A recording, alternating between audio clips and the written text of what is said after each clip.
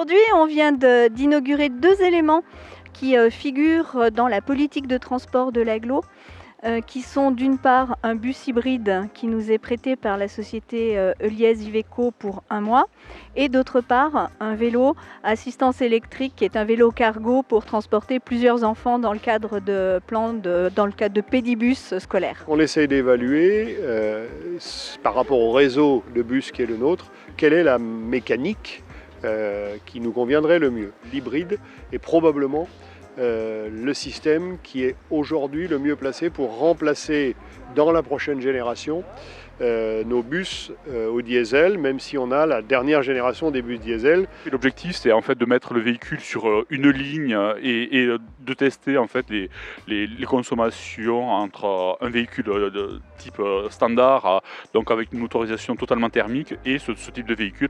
Pour le bus, celui-ci, on l'a pendant 1 mois et dans le second semestre, un autre constructeur nous en prête un pendant 6 mois. Ça permettra à partir de l'année prochaine de se poser la question, puisque l'idée, on l'évoquait tout à l'heure, c'est à peu près 200 000 € pour un bus normal, plus près de 350 pour un bus hybride.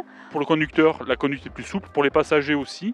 Et par contre, effectivement, pour les tiers, il y a beaucoup de silence qui se fait autour de l'habitacle, notamment à proximité des points d'arrêt. L'idée de ce vélo qui puisse accompagner 8 enfants, on peut se dire qu'un parent peut en récupérer plusieurs dans le quartier. On peut dire que ce vélo peut aider à accompagner aussi des enfants qui viendraient en vélo. Et aussi l'idée de se dire, demain, les centres de loisirs peuvent l'utiliser plutôt que d'utiliser un véhicule thermique pour transporter sur une petite distance quelques enfants jusqu'à la piscine ou jusqu'à une activité. Le vélo, pour le moment, on a le premier qui est arrivé en France parce que c'est néerlandais. Ce sujet de l'innovation en termes de propulsion des bus comme des camions poubelles, d'ailleurs, on suit ça de très près.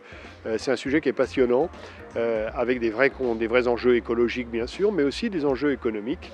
Et voilà, on va essayer de ne pas être à la traîne.